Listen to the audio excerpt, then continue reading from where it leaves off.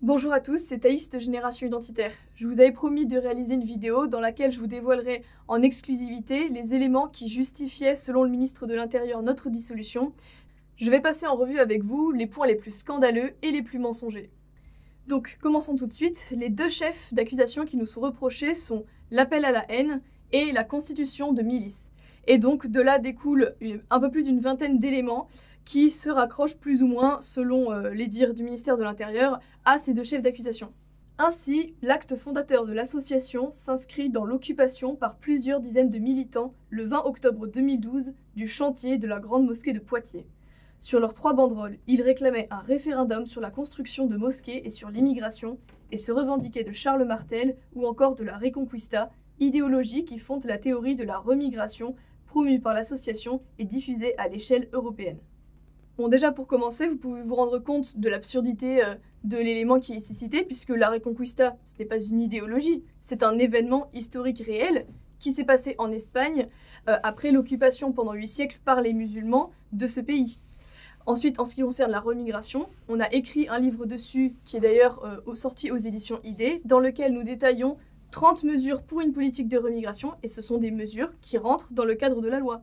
Par ailleurs, derrière le message relatif à la doctrine de préférence nationale de nature politique, votre association justifie en réalité par ses agissements la mise en œuvre d'une idéologie xénophobe et provoquant à la haine et à la discrimination. Donc là, si on s'en tient à cet élément, soi-disant on appellerait à la haine et à la discrimination parce qu'on défend la cause de la préférence nationale.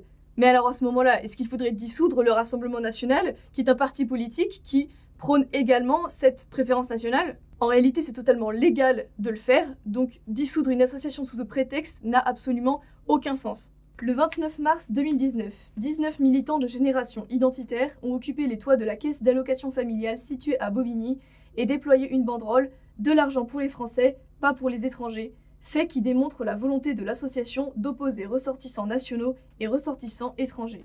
Ensuite, le 9 février 2020, lors d'un événement consacré au premier anniversaire de l'ONG SOS Méditerranée Lyon, une vingtaine d'individus se revendiquant de Génération Identitaire se sont introduits dans la salle en exhibant une banderole portant l'inscription « Moins d'ONG, moins de morts en mer » et scandant des slogans tels que « On est chez nous » et « La France aux Français ». Donc là concrètement, on a exhibé une banderole qui portait l'inscription « Moins d'ONG, moins de morts en mer ». Donc, c'est-à-dire, vouloir réduire la mortalité en mer, c'est faire un appel à la haine? Le 13 juin 2020, 14 militants de Génération Identitaire ont investi un immeuble à Paris avant de déployer une banderole « Justice pour les victimes du racisme anti-blanc » #White Lives Matter, à l'occasion d'un rassemblement contre les violences policières organisé sur la place de la République. Même cas de figure ici, nous avons demandé simplement justice pour les victimes du racisme anti-blanc et donc pour le ministère de l'Intérieur, cela équivaut à un appel à la haine. Mais dans ce cas-là, pourquoi le mouvement Black Lives Matter n'est-il pas dissous, au même titre que nous serions dissous parce que nous avons déployé une banderole portant l'inscription White Lives Matter? Le 25 juillet 2020, 5 membres de la section normande de Génération Identitaire ont manifesté devant la permanence d'une parlementaire d'origine africaine en déployant un portrait d'elle et des banderoles affichant « Aidez les Français, pas les Africains, Génération Identitaire ». Les suspects sont poursuivis pour des faits de provocation à la discrimination, à la haine en raison de l'origine, l'ethnie, la nation, la race ou la religion par parole, écrit, image ou moyen de communication au public par voie électronique. Ok, certes, ce que nous avons demandé, c'était d'aider les Français, pas les Africains. Enfin, on a encore le droit de dire ça aujourd'hui en France, non? C'est ce qui s'appelle aussi la liberté d'expression. On a le droit de préférer aider d'abord les nôtres avant les autres. Et donc vouloir dissoudre un mouvement pour cette raison est vraiment contraire à ce qui s'appelle la liberté d'expression dont il ne cesse de se targuer. En décembre 2020 à Rouen, lors d'une soupe populaire organisée au bénéfice d'une association étudiante, des militants de Génération Identitaire ont perturbé l'événement en jetant des tracts comportant ces propos. Les nôtres avant les autres, vous aidez les migrants mais pas les étudiants, Génération solidaire. Même slogan que sur l'événement énoncé précédemment, c'est-à-dire les nôtres avant les autres. Néanmoins là, l'élément supplémentaire qui est apporté ici, c'est le fait que nous ayons jeté des tracts aux yeux d'une association étudiante. Mon Dieu, quel acte d'une incroyable violence. C'est vraiment ça qui nous est reproché dans une procédure de dissolution? Le 11 août 2019, une centaine de manifestants rassemblés sous la bannière Génération Identitaire se sont rassemblés sur le parvis du palais de justice de Grenoble pour réclamer justice pour Adrien et scander des slogans anti-racailles parlant au nom des parents d'Adrien Pérez, jeune homme poignardé quelques jours plus tôt. Leur avocat, Maître Denis Dreyfus, avait dénoncé cette récupération politique et les incitations au racisme orchestrées par les militants identitaires. Je me souviens de cette action, on avait effectivement demandé justice pour Adrien, ce jeune homme qui s'était fait lyncher par la racaille. Mais donc c'est quoi le message? On doit se laisser tuer en silence? On a tout de même un droit à un minimum de liberté et être capable de demander justice pour des Français qui se font assassiner. En avril 2020, les militants de Génération Identitaire ont projeté sur le minaret de la Grande Mosquée de Lyon des visuels comportant un slogan « Pas d'islamistes dans vos villes, stop aux appels publics à la prière islamique », affichant ainsi un amalgame entre la religion musulmane et l'idéologie islamiste. Alors là, on a un point très intéressant puisque on nous reproche de faire l'amalgame entre militants islamistes et musulmans, alors que c'est un amalgame que Gérald Darmanin a fait lui-même dans son débat face à Marine Le Pen il y a à peine quelques jours. Mais si, parce que Mme Le Pen dit que c'est pas un problème avec l'islam, c'est un problème avec l'idéologie. Mme Le Pen, le salafisme, oui, les frères Darmanin, musulmans. Je vous confirme que je n'entends pas m'attaquer à l'islam, qui est une religion comme une autre, et auquel, parce que je suis profondément attaché à nos valeurs françaises, je souhaite leur conserver la liberté totale d'organisation et la liberté totale de culte. Voilà, ça c'est mon opinion. En revanche, l'islamisme est une idéologie que l'on doit et que l'on peut combattre, et vous ne le faites pas. Le salafisme ou les frères musulmans, les responsables des fédérations musulmanes elles-mêmes, dans la charte qu'ils ont signée et qu'ils ont proposée au président de la République, disent que c'est une dérive de leur propre religion. Il ne faut pas faire comme s'il y avait d'un côté les frères musulmans et le salafisme et de l'autre l'islam. On est dans des lieux de culte radicalisés. Vous n'avez pas répondu. Par ailleurs, les militants de Génération Identitaire Lyon avaient effectivement projeté un visuel sur la mosquée qui dénonçait les appels à la prière de celle-ci. Mais donc quoi? Une mosquée qui est tenue par l'UOIF, qui est la branche française des frères musulmans, organisation considérée elle-même comme terroriste dans de nombreux pays. Une mosquée donc qui fait des appels à la prière alors que c'est interdit en France, ce ne serait pas de l'islamisme. Alors si ce n'est pas de l'islamisme, qu'est-ce que c'est? Qu'est-ce qu'il leur faut? Début mai 2020, le local de campagne d'un député a été la cible d'un affichage appelant à la haine à l'encontre de ce député et du recteur de la Grande Mosquée de Lyon, au risque d'exposer ces derniers à des actes de violence. Thomas Rudy-Gosse, candidat complice de l'islamisation. Kamel Kaptan, recteur de la Grande Mosquée, islamiste soutenu par Rudy-Gosse. Silencieux pendant les attentats, Thomas Rudy-Gosse défend les islamistes face à Génération Identitaire. Il se trouve que les militants de Génération Identitaire Lyon ont dénoncé la complicité entre ce député Rudy-Gosse et l'imam de la Grande Mosquée de Lyon. Mais ça, ce sont des faits factuels. N'a-t-on pas le droit de critiquer des politiques? Le 19 juillet 2020 à Lyon, à la suite du décès d'Axel Dorier, aide-soignante percutée par une voiture, des militants de Génération Identitaire ont déployé 2 banderoles comportant les inscriptions « Justice pour Axel et toutes les victimes de l'immigration, Génération Identitaire » et « En plein cœur de Lyon, la racaille tue une Française, Génération Identitaire ». L'instrumentalisation de cet accident ayant eu pour effet d'exacerber les tensions au sein de la population dans les jours qui ont suivi, créant ainsi des risques d'affrontement. Il y a quelque chose d'assez hallucinant dans cette histoire, c'est-à-dire que pour le ministre de l'Intérieur, le problème, c'est qu'il y a eu des jeunes qui réclamaient justice pour une jeune fille qui s'est faite traîner sur 800 mètres par une voiture de racaille jusqu'à ce que sa jambe soit arrachée par le véhicule. Vous ne pensez pas que le problème, c'est plutôt cette extrême violence, le fait qu'une jeune fille puisse se faire tuer par des racailles en pleine rue alors qu'elle promène son chien? Le problème, ce ne sont pas les lanceurs d'alerte. Le problème, ce sont les jeunes filles qui se font massacrer, vous ne croyez pas? N'a-t-on pas le droit de demander justice? Non, parce que si on bascule en dictature, autant le dire tout de suite. Le 24 août 2020, à la suite de l'agression d'un individu à Lyon, Génération Identitaire publiait un communiqué de presse sur son compte Telegram comportant ces propos. Génération Identitaire exige que le nom des agresseurs d'Augustin soit divulgué. Comme Augustin, chaque jeune Français doit aujourd'hui s'engager pour combattre l'ennemi de notre peuple. Ils ont leur bande, rejoint ton clan. D'autres termes du communiqué démontrent une idéologie xénophobe et raciste, associant l'immigration, l'insécurité et la délinquance. Augustin tabassé par la racaille, l'ensauvagement de Lyon se poursuit. Vendredi soir, devant le Monoprix Bellecour à 23 h, 5 racailles colorées agressent des jeunes filles à un arrêt de bus. Après Marin, Axel et tant d'autres, la racaille issue de l'immigration continue de faire régner l'insécurité. Ils prouveront le lien évident entre l'ensauvagement de notre pays et sa politique migratoire folle. De même, en janvier 2021, à proximité de la dalle Beaugrenelle, Paris 15e, des policiers ont constaté la présence d'affiches collées sur un mur à la suite de l'agression du jeune Youri, justice pour Youri, victime de la racaille, Génération Identitaire. Mais ça, même une partie de la gauche le fait. Après, les motifs que celle-ci invoque sont plutôt le fait d'une misère sociale ou d'une pauvreté, bon, ce qui pour le coup est totalement faux. Néanmoins, elle-même peut faire ce lien entre délinquance et immigration. Et ça, c'est un fait factuel. Il y a d'ailleurs déjà des auteurs qui se sont penchés sur cette question, notamment je pense à Laurent Oberton qui a écrit un livre qui s'appelle « La France orange mécanique », qui démontre les liens notamment entre délinquance et immigration avec beaucoup de faits sourcés, et pour le coup il n'a pas été condamné. En octobre 2020, des affiches signées Génération Identitaire ont ciblé le maire de la commune de Goussainville, Monsieur Abdelaziz Hamida, avec des messages anti-musulmans. Aujourd'hui Hamida, demain le califat. Le nouveau maire de Goussainville, Monsieur Abdelaziz Hamida, est effectivement un islamiste fiché S. Et ça, de nombreux médias de droite l'avaient déjà dénoncé.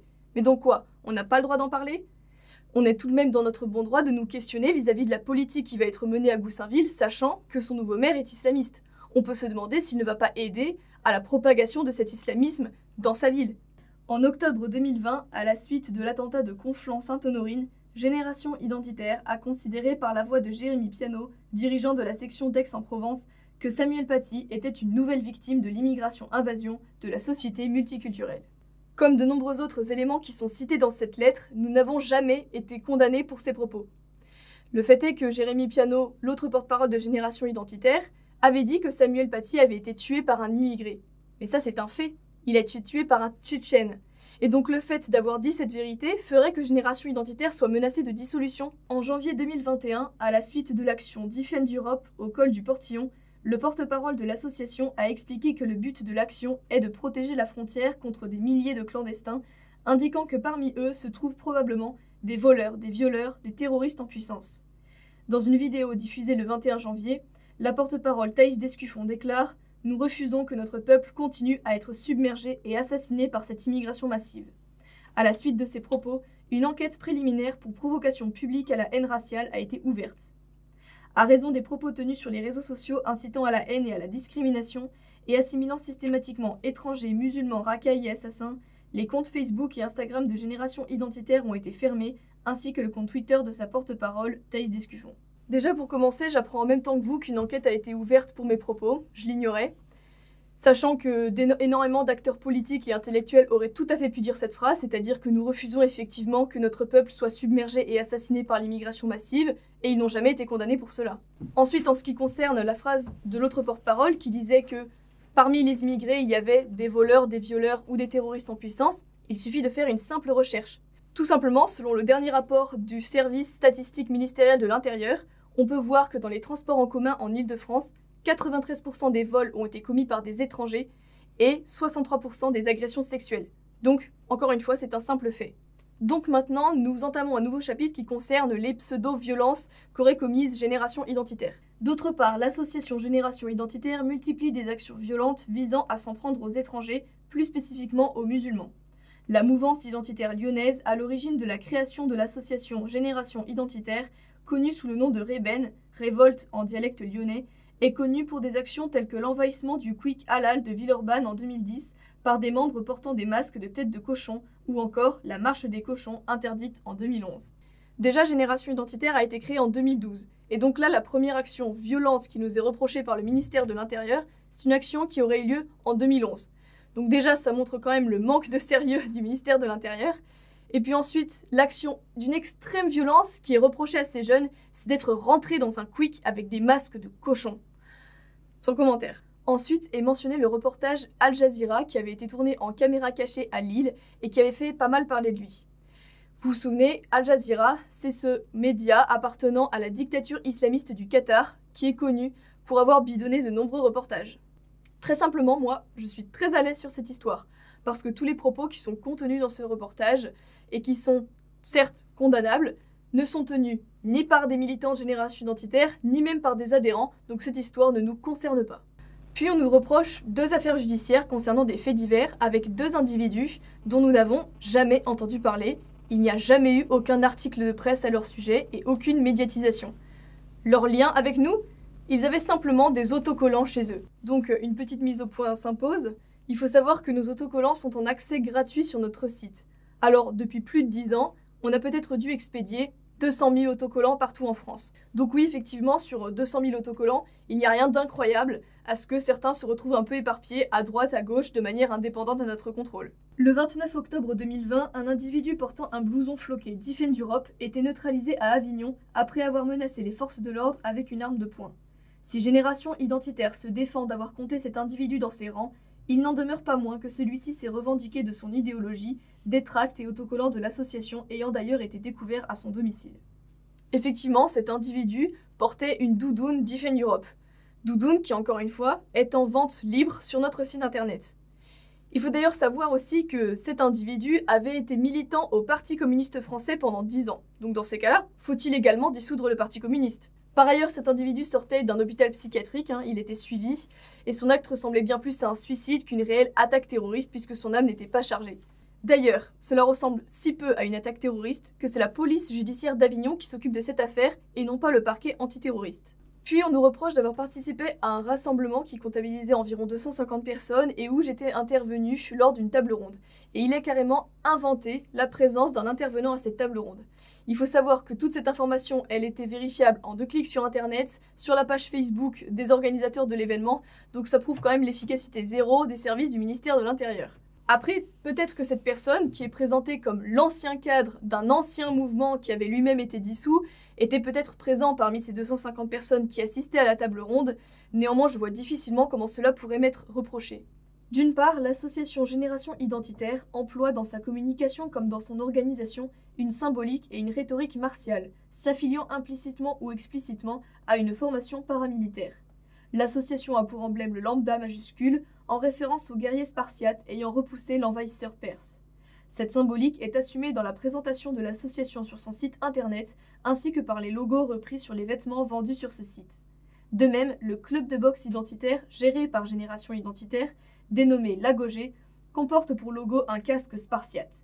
Cette dimension guerrière est pleinement revendiquée par l'association qui se veut l'avant-garde de la jeunesse debout et a publié en guise de manifeste, peu après sa création, une déclaration de guerre contre le multiculturalisme, le chômage, la dette sociale, le racisme anti-blanc, la famille éclatée. Génération Identitaire indique également vouloir entrer en guerre contre tous ceux qui veulent nous arracher nos racines et nous faire oublier qui nous sommes. Le lambda, c'est effectivement notre logo, c'est le motif qui ornait le bouclier des Spartiates lors de la bataille des Thermopyles en -480 avant Jésus-Christ. Mais enfin, on a tout de même encore le droit de faire des références historiques. D'ailleurs, le cinéma hollywoodien s'était aussi penché sur cet événement historique puisqu'un film est sorti qui s'appelle 300 et qui relate donc l'épopée des Spartiates face aux Perses. Mais donc quoi? Qu'est-ce que cela veut dire? Est-ce qu'il faut censurer aussi le film 300 puisque sur le bouclier des Spartiates il y a également le lambda? Donc, on nous reproche l'utilisation de ce symbole du lambda dans notre club de boxe, sachant qu'il existe partout en France différents clubs de boxe qui eux-mêmes utilisent également ce lambda. Donc, dans ces cas-là, est-ce qu'il faut fermer ces clubs de boxe? Ensuite, il nous reproche d'avoir constitué une milice parce que, dans la Traboule, qui est notre bar associatif, il y avait dans la décoration un portrait assez connu de Jeanne d'Arc qui portait une Kalachnikov. C'est totalement absurde. En août 2017, Génération Identitaire a financé une opération Defend Europe en Méditerranée en louant un navire piloté par des militants identitaires européens, dont des membres de l'association. Agissant de la même manière que des gardes-côtes, les militants ont tenté d'empêcher les sauvetages par les ONG et de repousser des embarcations de migrants voulant atteindre l'Europe. Lors de l'été 2017, nous avions affrété un bateau en Méditerranée qui s'appelait le Sea Star. Mais notre mission Defend Europe Méditerranée n'a jamais eu pour objectif de repousser les embarcations de migrants. Nous souhaitions simplement alerter les gardes-côtes libyens et également enquêter sur le trafic d'êtres humains en mer et notamment le rôle trouble que jouent certaines ONG, notamment SOS Méditerranée.